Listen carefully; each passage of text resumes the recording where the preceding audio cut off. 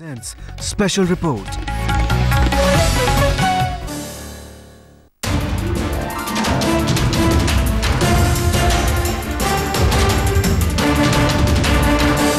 आप देख रहे हैं आपका फैसला 2014। मैं हूं राहुल कंवल। बीजेपी की संसदीय बोर्ड की बैठक नई दिल्ली में खत्म हो चुकी है। पार्टी ने राजनाथ सिंह को बतौर पर्यवेक्षक महाराष्ट्र भेजने का फैसला किया है। वेंकैया नायडू ऑब्जर्वर के तौर पर हरियाणा जा रहे हैं।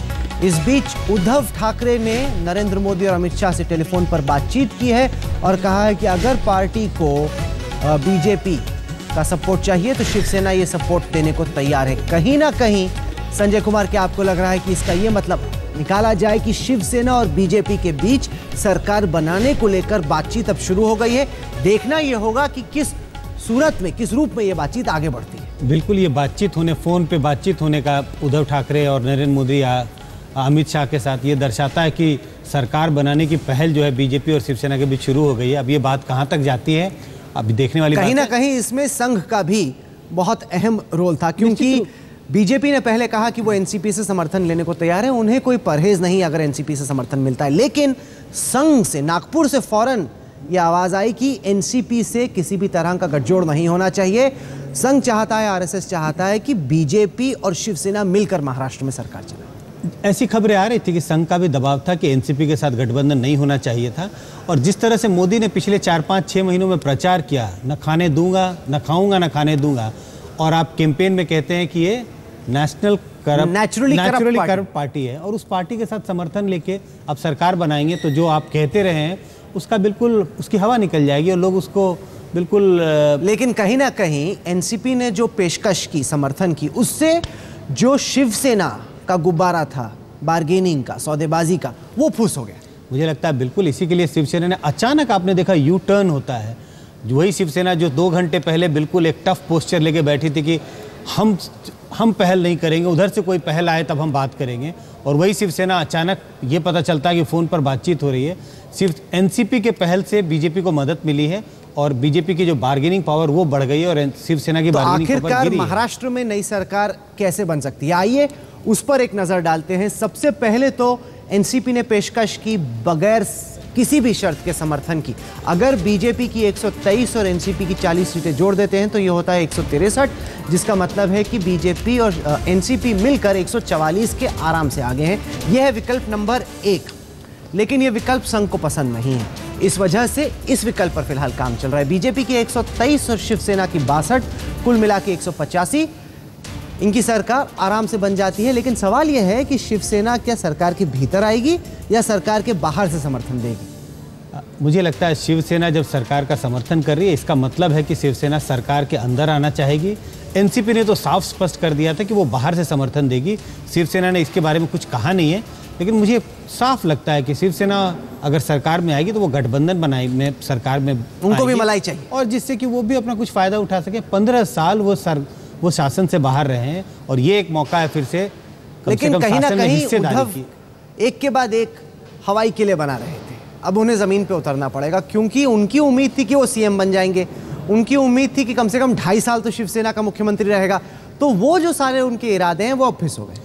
शायद ये 2.5 साल वाला फॉर्मूला तो नहीं काम करेगा, लेकिन मुझे लगता है जब बातचीत शुरू होगी तब भी उस समय भी उद्धव ठाकरे की ये कम से कम पहल होगी कि कुछ डिप्टी सीएम या इस तरह की कोई चीज़ उन्हें मिल जाए, जिसके लिए शायद बीजेपी तैयार ना हो, क्योंकि एक बार बीजेपी ने वो मान लिया तो शिवसेना का दबाव लगातार बढ़ता रहेगा। क्योंकि आरएसएस के वरिष्ठ नेता मनमोहन वैद्य से जब हमारी बातचीत हुई तो उन्होंने कहा कि अब बीजेपी बड़ा भाई है, शिवसेना छोटा भाई है और शिवसेना को यह हकीकत माननी होगी, लेकिन फिर भी दोनों भाई हैं। यह अहम बात है। तीसरा विकल्प देखते हैं, क्या कोई तीसरा विकल्प भी है? वो इस वक्त आपकी स्क्रीन पर है। बीजेपी की 123 सीटें, अदर्स की कुल मिला के हैं 19 सीटें, अन्य 19 हैं, लेकिन इनमें 3 एमआईएम के विधायक हैं, जिसका मतलब वो 3 तो आप हटा दीजिए, तो ये एमएनएस के अगर आप 2 जोड़ भी देते हैं तो फिर भी ये 141 होता है, और 141 पे इनकी सरकार बनती नहीं। लेकिन फिर भी ये बहुत खिचड़ी की सरकार होगी, क्योंकि कहाँ से आप इन सब अन्य के साथ मिलकर सरकार चलाएंगे, बड़ा मुश्किल रहेगा। बहुत ही मुश्किल है, बहुत ही मुश्किल है। ये बिल्कुल इम्प्रोबेबल है कि ऐसी सरकार बन भी सकती है महाराष्ट्र में।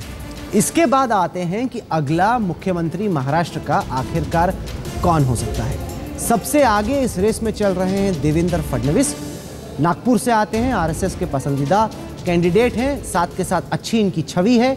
ईमानदार माने जाते हैं और नरेंद्र मोदी के भी चहेते हैं, अमित शाह के भी चहेते हैं, पार्टी के राज्य में अध्यक्ष भी थे। ये हैं अमित शाह। पार्टी कार्यालय में संसदीय बोर्ड की बैठक खत्म हुई है जिसमें ये तय हुआ है कि राजनाथ सिंह महाराष्ट्र भेजे जाएंगे ऑब्जर्वर के तौर पर। वहां पर जानने समझने की कोशिश होगी कि आखिरकार रिश्ते को आगे कैसे बढ़ाया जाए। राजनाथ सिंह अहम इसलिए हैं संजय जी क्योंकि राजनाथ सिंह उन लोगों में हैं जिन्हें उद्धव ठाकरे ने फ़ोन किया था। कहीं ना कहीं मातोश्री में ये सोच बनी कि जो लोग भेजे गए वो ओम माथुर हो या फिर देवेंद्र फडणवीस हो, जिन्हें ये दिया गया मैंडेट कि आप जाके शिवसेना से बातचीत कीजिए, बार्गेनिंग कीजिए, उनको लेकर खटास पैदा हो गई शिवसेना के बीच। इस वजह से राजनाथ सिंह को भेजा गया क्योंकि वो पहले अध्यक्ष रह चुके हैं, उद्धव ठाकरे से उनके ठीक ठाक रिश्ते हैं। और उन लोगों में क्योंकि सुषमा स्वराज को फोन आया था उद्धव ठाकरे का, राजनाथ सिंह को आया था, उस वक्त पे बीजेपी के वर्तमान नेता खफा हो गए थे। उन्होंने कहा कि आप सीधे पार्टी अध्यक्ष से बात कीजिए, आप ओम माथुर से बात कीजिए, आप आखिरकार क्यों यहाँ वहाँ फोन कर रहे हैं। बीजेपी को भाया नहीं था, लेकिन अब बीजेपी भी राजनाथ सिंह को भेज रही है जिनकी विश्वसनीयता और जिनकी एक्सेप्टेबिलिटी शिवसेना में ज्यादा है। नेचुरली ये सब सोच समझ के ही कुछ किया गया होगा। पार्लियामेंट्री बोर्ड की अभी बैठक खत्म हुई है और ये एक ऐसे नेता को भेजा जा रहा है जिनका कम से कम अगर शिवसेना के साथ बातचीत का मामला है तो उनकी पैठ रहे, उनकी रिस्पेक्टेबिलिटी हो। और एक कद्दावर नेता है राजनाथ सिंह, उनकी बात अगर कभी कुछ मनवाने की बात होगी तो उनकी बात शायद उद्धव ठाकरे ज्यादा मानेंगे तो एक नेताओं के बजाय। सीएम की रेस में उम्मीदवार देवेंद्र फडणवीस, बाकी उम्मीदवार कौन है? आपकी स्क्रीन पर और भी चेहरे हैं। एक चेहरा है नितिन गडकरी का जो कि इस वक्त केंद्र में सड़क मंत्री हैं, लेकिन नागपुर से आते हैं, आरएसएस के वो भी पसंदीदा हैं, लेकिन वो कह रहे हैं कि हम नहीं जाना चाहते महाराष्ट्र, हम दिल्ली में ही ठीक हैं। बार बार आज तक इंटरव्यू देते हैं, कहते नहीं मुझे नहीं जाना वापस। शायद सरकार बनाना जितना मुश्किल है उससे कहीं ज्यादा मुश्किल है एक मुख्यमंत्री का चुनाव बीजेपी के अपने ही विधायकों में से। लेकिन ऐसे में जब एनसीपी या शिवसेना के साथ मिलकर सरकार चलानी है तो नितिन गडकरी का कद ज्यादा बड़ा है, वो ज्यादा वरिष्ठ नेता है। देवेंद्र फडणवीस का तजुर्बा उनकी तुलना में थोड़ा कम है। जेपी नड्डा ने इससे कुछ देर पहले एक संवाददाता सम्मेलन को संबोधित किया और बताया कि बीजेपी की पार्लियामेंट्री बोर्ड की बैठक में आखिरकार निकला क्या। आइए सुनते हैं। प्रेक्षक की दृष्टि से आदरणीय राजनाथ सिंह जी जो पूर्व अध्यक्ष हैं पार्टी के और हमारे वर्तमान में गृह मंत्री हैं वो जाएंगे और उनके साथ मुझे कहा गया है पार्टी की ओर से जाने के लिए, तो मैं उनके साथ जाऊंगा और महाराष्ट्र में हम सरकार बनाने अपना नेतृत्व तय करेंगे और उस नेतृत्व के बाद हम सरकार बनाएंगे। ये वहाँ का रहने वाला है। उसी तरीके से हरियाणा में आदरणीय वेंकैया नायडू जी जो हमारे पूर्व अध्यक्ष हैं और वर्तमान में केंद्रीय मंत्री हैं, और उनके साथ साथ दिनेश शर्मा जो राष्ट्रीय उपाध्यक्ष हैं वो हरियाणा जाएंगे और हरियाणा में नेतृत्व का चयन करेंगे और उसका पर्यवेक्षक के रूप में वो जाएंगे और तत्पश्चात हम हरियाणा में भी सरकार बनाएंगे। संसदीय बोर्ड में से किसी ने भी कोई फोन कॉल नहीं किया है। संसदीय बोर्ड की बैठक में किसी ने भी फोन कॉल उनको नहीं किया है। ये अहम बात बोली जेपी नड्डा ने। वो कह रहे हैं कि कोई बातचीत नहीं हुई, संसदीय बोर्ड में किसी से बातचीत नहीं हुई। वो कह रहे हैं कि बोर्ड में शिवसेना से कोई फोन नहीं आया क्योंकि पहले बात ये निकल के आई, शिवसेना को फोन नहीं किया, उद्धव ठाकरे ने बातचीत की, ये बात निकल के आई। जेपी नड्डा ने अब बोला कि उद्धव और अमित शाह की कोई बातचीत नहीं हुई। ये अहम बात है। लेकिन इससे पहले एनसीपी ने भी बयान दिया और कहा कि हम बिना शर्त के नरेंद्र मोदी और बीजेपी को समर्थन देने को तैयार हैं। क्या इसके पीछे वजह यह है कि एनसीपी को लग रहा है कि अगर उन्होंने समर्थन नहीं दिया तो उनकी पार्टी टूट सकती है। पहले ही 30 से ज्यादा एनसीपी के नेता बीजेपी में चुनाव से पहले जुड़ गए। 14 अगर जुड़ जाते तो पार्टी टूट सकती थी। क्या इसी का खतरा शरद पवार को सता रहा था? आइए देखते हैं कि प्रफुल्ल पटेल ने क्या कहा दोपहर। अभी जो एनसीपी ने बयान दिया है वो अलायंस का नहीं दिया है, बट सबसे बड़ी भारतीय जनता पार्टी उसको बाहर से समर्थन देने की बात की। सरकार साझा सरकार होती है तो अलायंस होता है। एनसीपी का अभी जो मैंने प्रेस स्टेटमेंट दिखा है उसमें सरकार में शामिल होने की इनकी बात नहीं है। वो बाहर से बिना शर्त समर्थन देना चाहते हैं। भारतीय जनता पार्टी महाराष्ट्र में सबसे बड़ी पार्टी उभर कर आई है। उनका बहुमत नहीं भी है, लेकिन बहुमत के नजदीक आने की स्थिति केवल भारतीय जनता पार्टी की है। ऐसे परिस्थिति में महाराष्ट्र को एक स्थिर सरकार मिले, प्रगतिशील सरकार मिले और केंद्र के साथ जिस सरकार का एक संबंध बना रहे, इस परिस्थिति में राष्ट्रवादी कांग्रेस पार्टी ने ये फैसला किया है कि हम भारतीय जनता पार्टी को महाराष्ट्र में सरकार बनाने के लिए हम मदद करेंगे। लंबे दौर तक एनसीपी कांग्रेस की सहयोगी पार्टी थी। राशिद अल्वी इस वक्त भी हमारे साथ बने हुए हैं। कांग्रेस क्या सोच रही है? एक तो आपका रिश्ता टूटा, लेकिन आप मानते थे कि कहीं ना कहीं एनसीपी सेक्युलर पार्टी है। अब तो आपको अलविदा कहकर बीजेपी से हाथ मिलाना चाहती है। कहीं ना कहीं क्या एनसीपी ये कैलकुलेट कर रही है कि कांग्रेस तो डूबती पार्टी है, कांग्रेस के साथ हाथ मिलाने का अब कोई फायदा नहीं, वो तो डूब रही है, हमें भी डुबाएगी, बीजेपी के चलते वो हमें सत्ता के पार लगाएगी? देखिए, मैं कहूँगा कि एनसीपी का ये फैसला एनसीपी खुद ही बता सकती है कि क्यों किया है, लेकिन इससे एक बात का पता चलता है कि एनसीपी ने कांग्रेस के साथ जो समझौता तोड़ा था उसके पीछे एनसीपी का क्या मकसद था, आज देश के लोगों को समझने में आसानी रहेगी। इससे ज़्यादा मैं कोई टिप्पणी नहीं करना चाहूँगा। हम तो चाहते हैं कि तमाम सेकुलर ताकतें एक साथ आएं ताकि सांप्रदायिकता का मुकाबला किया जाए। कांग्रेस के लिए बहुत बड़ा खतरा है राशिद अल्वी साहब। इलेक्शन एक्सप्रेस के दौरान जब हम महाराष्ट्र का सफर कर रहे थे, एक के बाद एक कांग्रेस के प्रत्याशियों ने हमें बताया कि हमें पार्टी से फंडिंग मिलनी बंद हो गई है। महाराष्ट्र के प्रेसिडेंट को हम फोन करते हैं, वो फोन नहीं उठाता। मुंबई के प्रेसिडेंट को फोन करते हैं, वो फोन नहीं उठाता। हर उम्मीदवार को कहा गया आप अपना चुनाव अलग लड़ो। कांग्रेस में कहीं ना कहीं कोई स्ट्रक्चर, कोई ऑर्गेनाइजेशन, मिलकर चुनाव लड़ने की भावना नहीं नजर आ रही थी। कांग्रेस ने लगता है कि मोदी के सामने घुटने टेक दिए हैं। देखिए, आपने अच्छा हुआ ये सवाल उठाया। भारतीय जनता पार्टी के लोगों को पता चलना चाहिए कि भ्रष्टाचार की क्या परिभाषा होती है। हमारे पास पैसा नहीं है, कैंडिडेट को कहां से पैसा देंगे, कहां से पैसा लेकर आएंगे। इसीलिए पार्टी ने तय किया कि कैंडिडेट अपने रिसोर्सेज जुटाएं और इलेक्शन लड़ें। ये इस बात का सबूत कह रहे हैं कि केंद्रीय नेतृत्व के पास पैसा नहीं है। मैं नाम नहीं लूंगा, लेकिन कांग्रेस के जो स्थानीय नेता हैं राशिद अल्वी साहब, वो मानते हैं कि जो केंद्रीय नेतृत्व है वो पैसा डकार गया। इस वजह से पैसा स्थानीय उम्मीदवारों के पास नहीं पहुंचा।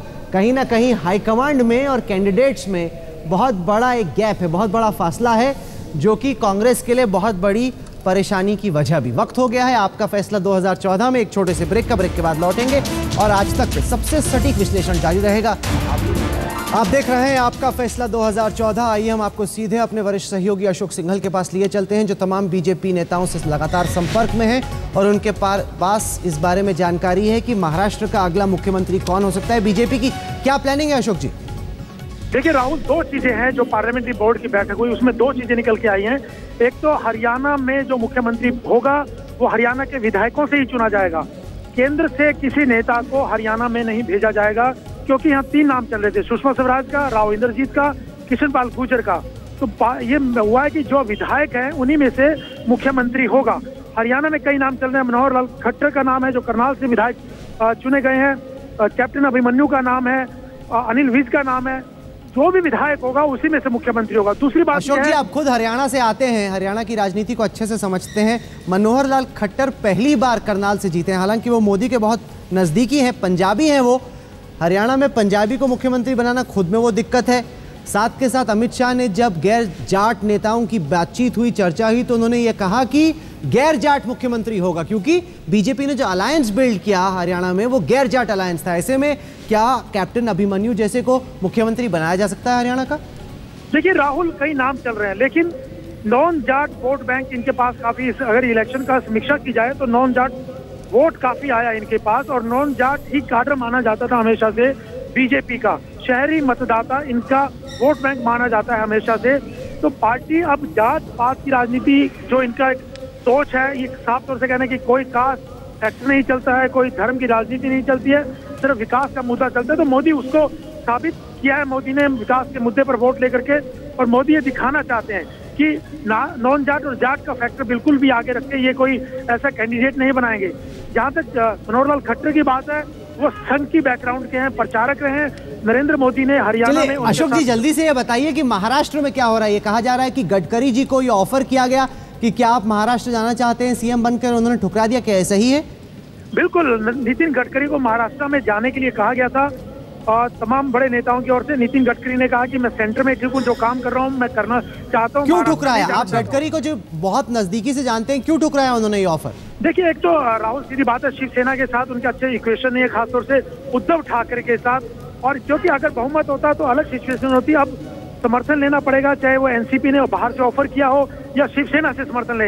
एक बात राहुल और मैं बताना देना चाहता हूँ कि एनसीपी ने जो बाहर से समर्थन देने का ऑफर किया है उसको बीजेपी ने अभी डिनाई नहीं किया है, उसको रिजेक्ट नहीं किया है। तो राजनाथ सिंह और जेपी नड्डा जो महाराष्ट्र जा रहे हैं, 1-2 दिन पॉलिटिकल सिचुएशन को असेस करेंगे, उसके बाद फैसला लिया जाएगा। क्योंकि शिवसेना का रुख जो है पत्रकारों के लिए आसान दिवाली ये नहीं रहने वाली है, खूब माथापच्ची होगी अगले 48 घंटे पे, उस पर नजर सब हमारे पत्रकार रखेंगे। लेकिन फिलहाल आपका फैसला 2014 में वक्त हो गया है एक ब्रेक का। अभी भी ये सूरत साफ नहीं हुई कि क्या अमित शाह की उद्धव ठाकरे से बातचीत हुई नहीं हुई। जेपी नड्डा ने संवाददाता सम्मेलन में इसका इनकार किया। किसने किसको फोन किया? अगर यही नहीं तय हो पा रहा कि फोन हुआ नहीं हुआ, किसने किसको किया, तो आखिरकार कैसे मिल के चलाएंगे महाराष्ट्र की ये सरकार? बड़ा दिलचस्प रहने वाला है अगले 48 घंटे का अंतराल। वक्त हो गया एक छोटे से ब्रेक का। ब्रेक के बाद आप